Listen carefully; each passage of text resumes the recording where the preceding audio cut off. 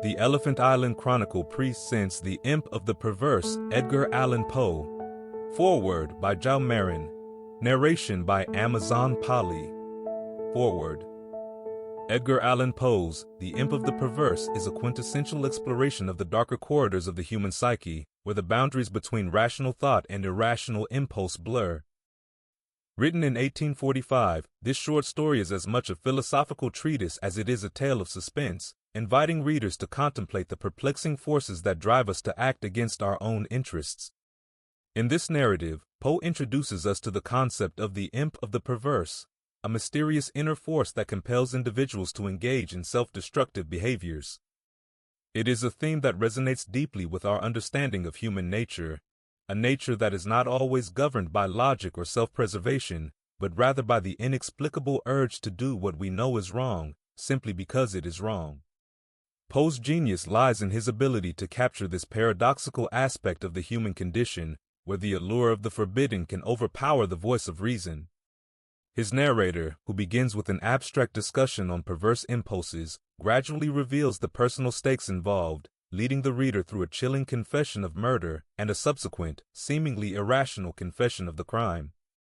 The Imp of the Perverse serves as a stark reminder of the complexities of human motivation and the often unspoken internal battles that define our actions. Poe's story is not merely a study of a single man's descent into madness, but a broader commentary on the universal struggle between our basest instincts and our conscious will. As you read this tale, consider the ways in which Poe's insights into human nature remain strikingly relevant today. The story invites us to reflect on the moments when we, too, might feel the imp of the perverse whispering in our ear, urging us to embrace the very things that we know could lead to our undoing. Zhao Marin. The Imp of the Perverse. Edgar Allan Poe. In the consideration of the faculties and impulses of the prima mobilia of the human soul, the phrenologists have failed to make room for a propensity which, although obviously existing as a radical, primitive, irreducible sentiment, has been equally overlooked by all the moralists who have preceded them.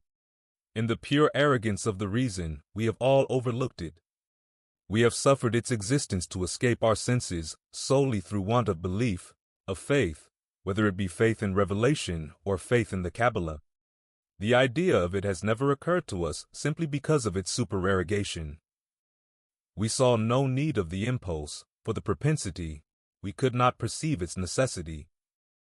We could not understand, that is to say, we could not have understood, had the notion of this primum mobile ever obtruded itself. We could not have understood in what manner it might be made to further the objects of humanity, either temporal or eternal. It cannot be denied that phrenology and, in great measure, all metaphysicianism have been concocted a priori. The intellectual or logical man, rather than the understanding or observant man, set himself to imagine designs, to dictate purposes to God. Having thus fathomed, to his satisfaction, the intentions of Jehovah, out of these intentions he built his innumerable systems of mind. In the matter of phrenology, for example, we first determined, naturally enough, that it was the design of the deity that man should eat. We then assigned to man an organ of alimentiveness, and this organ is the scourge with which the deity compels man, willy-nilly, into eating. Secondly, having settled it to be God's will that man should continue his species, we discovered an organ of amativeness, forthwith. And so with combativeness, with ideality, with causality, with constructiveness, so, in short, with every organ, whether representing a propensity, a moral sentiment, or a faculty of the pure intellect. And in these arrangements of the principia of human action, the Spurzheimites, whether right or wrong, in part or upon the whole, have but followed, in principle, the footsteps of their predecessors, deducing and establishing everything from the preconceived destiny of man, and upon the ground of the objects of his Creator. It would have been wiser, it would have been safer, to classify, if classify we must, upon the basis of what man usually or occasionally did, and was always occasionally doing, rather than upon the basis of what we took it for granted the deity intended him to do. If we cannot comprehend God in his visible works, how then in his inconceivable thoughts that call the works into being? If we cannot understand him in his objective creatures, how then in his substantive moods and phases of creation? Induction, a posteriori, would have brought phrenology to admit as an innate and primitive principle of human action, a paradoxical something, which we may call perverseness, for want of a more characteristic term. In the sense I intend, it is, in fact, a mobile without motive, a motive not motivert. Through its promptings we act without comprehensible object, or, if this shall be understood as a contradiction in terms, we may so far modify the proposition as to say that through its promptings we act for the reason that we should not. In theory, no reason can be more unreasonable, but in fact there is none more strong. With certain minds, under certain conditions, it becomes absolutely irresistible. I am not more certain that I breathe than that the assurance of the wrong or error of any action is often the one unconquerable force which impels us, and alone impels us, to its prosecution. Nor will this overwhelming tendency to do wrong for the wrong's sake admit of analysis or resolution into ulterior elements. It is a radical, a primitive impulse, elementary. It will be said, I am aware, that when we persist in acts because we feel we should not persist in them, our conduct is but a modification of that which ordinarily springs from the combativeness of phrenology. But a glance will show the fallacy of this idea. The phrenological combativeness has for its essence the necessity of self-defense. It is our safeguard against injury.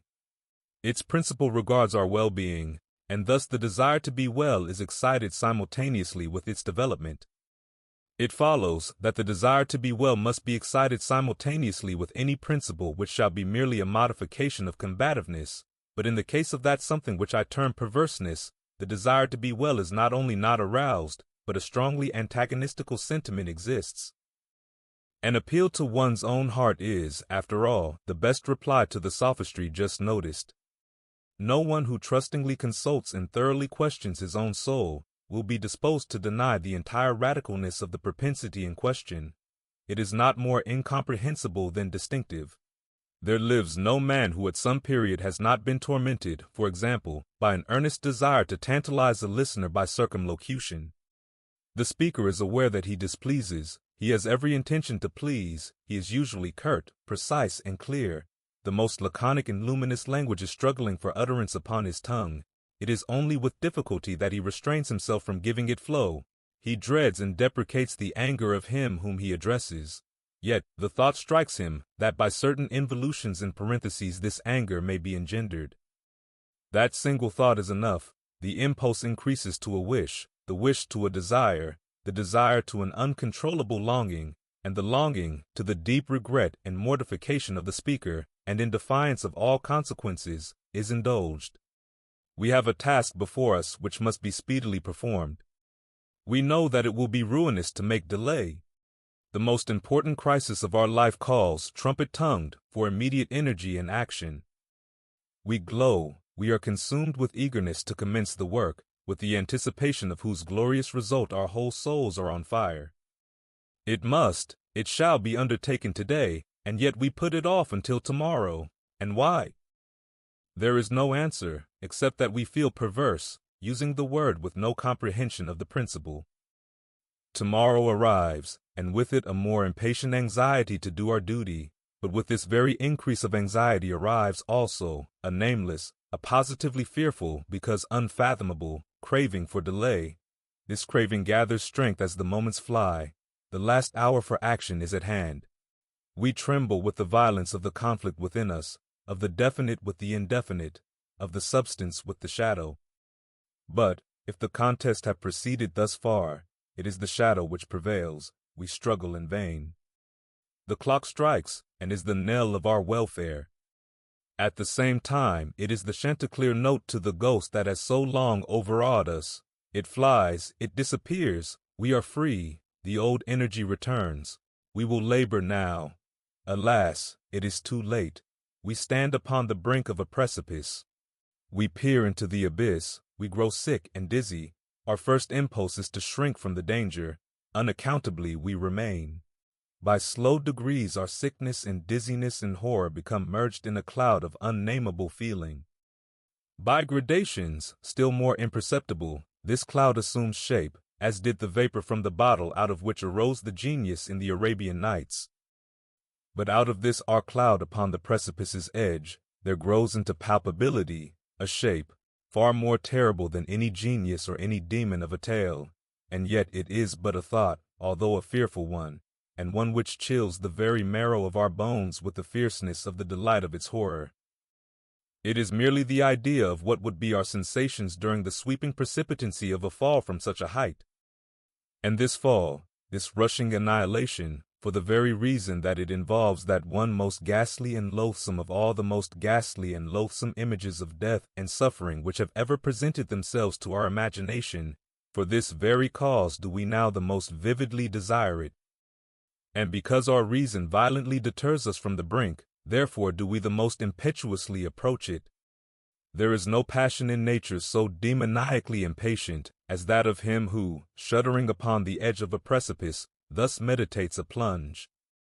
To indulge, for a moment, in any attempted thought is to be inevitably lost, for reflection but urges us to forbear, and therefore it is, I say, that we cannot. If there be no friendly arm to check us, or if we fail in a sudden effort to prostrate ourselves backward from the abyss, we plunge and are destroyed. Examine these similar actions as we will, we shall find them resulting solely from the spirit of the perverse. We perpetrate them because we feel that we should not. Beyond or behind this, there is no intelligible principle, and we might, indeed, deem this perverseness a direct instigation of the archfiend, were it not occasionally known to operate in furtherance of good. I have said thus much, that in some measure I may answer your question, that I may explain to you why I am here, that I may assign to you something that shall have at least the faint aspect of a cause for my wearing these fetters, and for my tenanting this cell of the condemned. Had I not been thus prolix, you might either have misunderstood me altogether, or, with the rabble, have fancied me mad. As it is, you will easily perceive that I am one of the many uncounted victims of the imp of the perverse. It is impossible that any deed could have been wrought with a more thorough deliberation. For weeks, for months, I pondered upon the means of the murder. I rejected 1,000 schemes because their accomplishment involved a chance of detection. At length, in reading some French memoirs, I found an account of a nearly fatal illness that occurred to Madame Pilot, through the agency of a candle accidentally poisoned. The idea struck my fancy at once. I knew my victim's habit of reading in bed. I knew, too, that his apartment was narrow and ill-ventilated, but I need not vex you with impertinent details. I need not describe the easy artifices by which I substituted, in his bedroom candle-stand, a wax light of my own making for the one which I there found. The next morning he was discovered dead in his bed, and the coroner's verdict was, death by the visitation of God. Having inherited his estate, all went well with me for years. The idea of detection never once entered my brain. Of the remains of the fatal taper I had myself carefully disposed. I had left no shadow of a clue by which it would be possible to convict, or even to suspect me of the crime. It is inconceivable how rich a sentiment of satisfaction arose in my bosom as I reflected upon my absolute security. For a very long period of time I was accustomed to revel in this sentiment. It afforded me more real delight than all the mere worldly advantages accruing from my sin. But there arrived at length an epoch, from which the pleasurable feeling grew, by scarcely perceptible gradations, into a haunting and harassing thought. It harassed because it haunted. I could scarcely get rid of it for an instant. It is quite a common thing to be thus annoyed with the ringing in our ears, or rather in our memories, of the burthen of some ordinary song, or some unimpressive snatches from an opera. Nor will we be the less tormented if the song in itself be good, or the opera air meritorious. In this manner, at last, I would perpetually catch myself pondering upon my security, and repeating, in a low undertone, the phrase, "I am safe." One day, while sauntering along the streets, I arrested myself in the act of murmuring, half aloud, these customary syllables. In a fit of petulance, I remodeled them thus: I am safe, yes, if I be not fool enough to make open confession. No sooner had I spoken these words than I felt an icy chill creep to my heart. I had had some experience in these fits of perversity, whose nature I have been at some trouble to explain, and I remembered well that in no instance I had successfully resisted their attacks. And now my own casual self-suggestion that I might possibly be fool enough to confess the murder of which I had been guilty, confronted me, as if the very ghost of him whom I had murdered, and beckoned me on to death. At first I made an effort to shake off this nightmare of the soul. I walked vigorously, faster, still faster. At length I ran. I felt a maddening desire to shriek aloud. Every succeeding wave of thought overwhelmed me with new terror, for, alas, I too well understood that to think in my situation was to be lost. I still quickened my pace. I bounded like a madman through the crowded thoroughfares. At length the populace took the alarm and pursued me. I felt then the consummation of my fate. Could I have torn out my tongue, I would have done it, but a rough voice resounded in my ears. A rougher grasp seized me by the shoulder. I turned. I gasped for breath. For a moment I experienced all the pangs of suffocation. I became blind and deaf and giddy, and then some invisible fiend, I thought, struck me with his broad palm upon the back. The long-imprisoned secret burst forth from my soul. They say that I spoke with a distinct enunciation, but with marked emphasis and passionate hurry, as if in dread of interruption before concluding the brief but pregnant sentences that consigned me to the hangman and to hell. Having related all that was necessary for the fullest judicial conviction, I fell prostrate in a swoon. But why shall I say more? Today I wear these chains, and am here. Tomorrow I shall be fetterless. But where? They end. Thank you for your time today. Until next time, stay curious.